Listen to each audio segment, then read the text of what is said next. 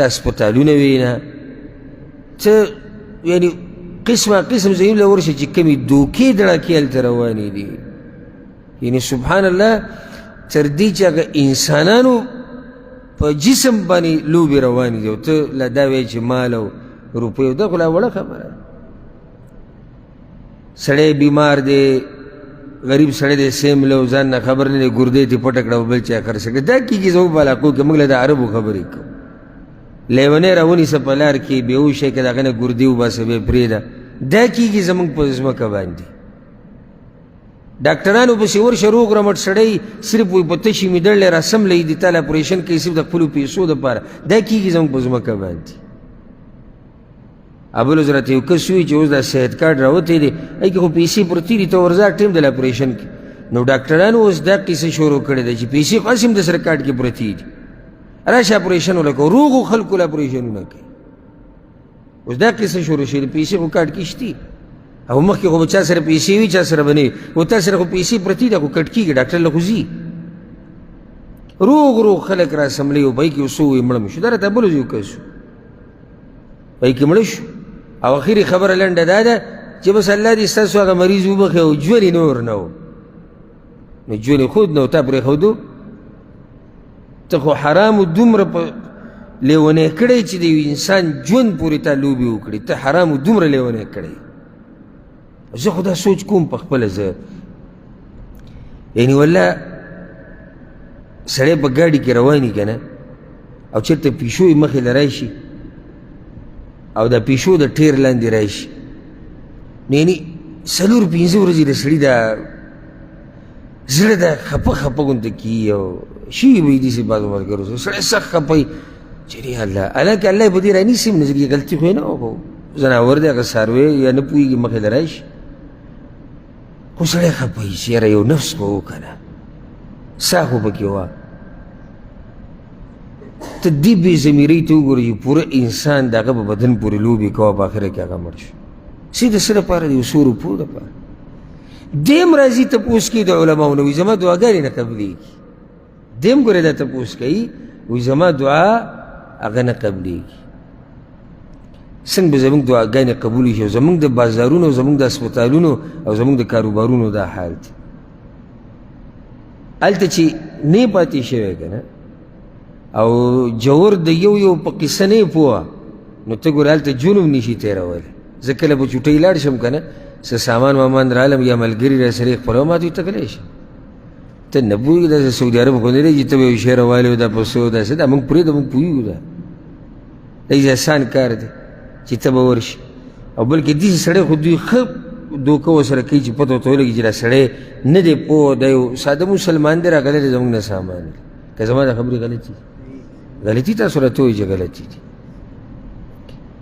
نو بیا موږ انتظار د الله د رحمتونو به کوو د الله د رحمتونو به انتظار کوو چې دا قصه روانه ده یعنې دا پکې هم نشته چې دا غریب دی یا یتیم دی اوس صحیح ده یو سړی دی دوکې ورکړه مالدار دوکه حرامه حرامه ده که ته مالدار او که غریب لاس یو خبره کو یو کونډه زنانه دوکان ته راشي یو یتیم راشي دوکان ته ځان سره یو 100 روپۍ راغستې پوه د کوم ځای نه را پیدا کړي هغې کې اوس هم دی دوکه وکړي د هغې نه هغه مال وخوري ته به حیران شي حکومت به غریبانو له پیسې مختص کړي نو هغه چې رارسي د هغې نه پته څه شی جوړ شوی اسه وخت کې هغه د کیسې نه غوځلیم خبر خو خلکو به وي هلته هغه بېنظیر انکم به ورته وي که څه انکم که نه انکم سپورټ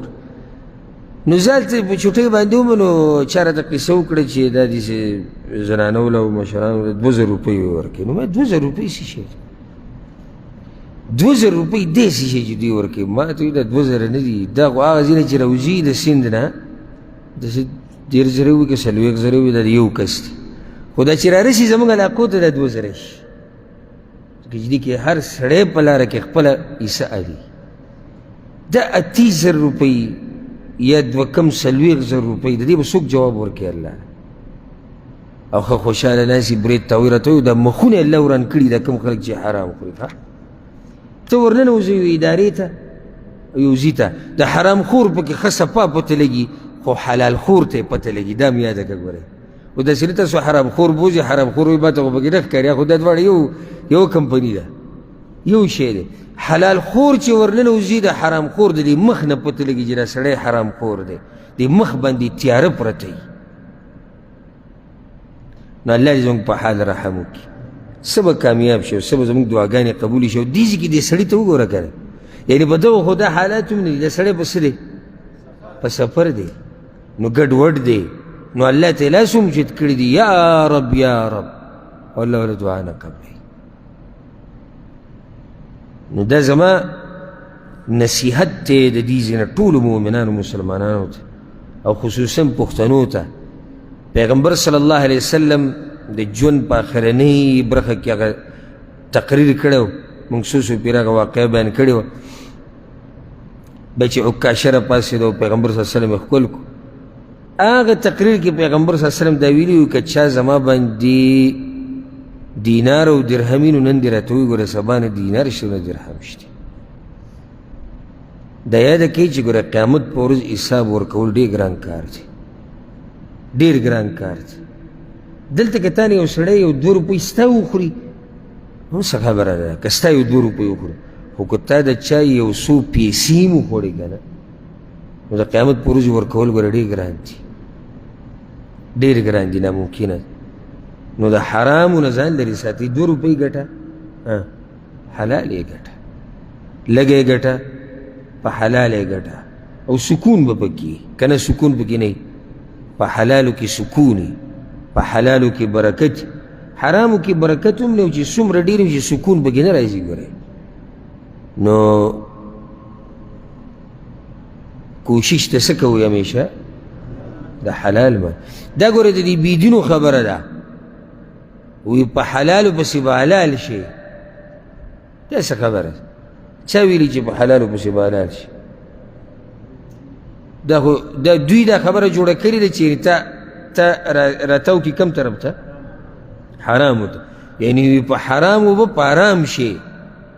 او حلالو سره به حلال شي دا چا ویلي نه موږ خو دا وایو په حلالو باندې سړی په سکون کېږي په حرامي